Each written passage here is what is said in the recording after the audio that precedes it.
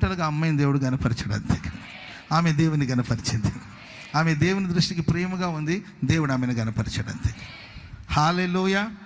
అంతే. ఎవరేమని అనుకోండి, ఎవరేమని అనుకోనండి, అనేవాళ్ళు ఎట్టు అంటూ ఉంటారు, మాట్లాడేవాడు ఎట్టు మాట్లాడుతుంటారు, కానీ ఆ బిడ్డని దేవుడు, అది మన ఇండియా సరే, ఏ ఆస్ట్రేలియా వాళ్ళు అమెరికా వాళ్ళు అంటే అది వేరే విషయం.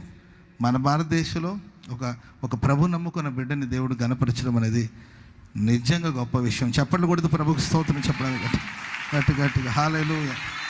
ఆమె ప్రభువుని మహిమపరుస్తుంది, ప్రపంచమంతా చూస్తుంది. ఏంటంటే ప్రపంచమంతా వార్త వింటుందండి, ప్రపంచమంతా చూస్తుంది.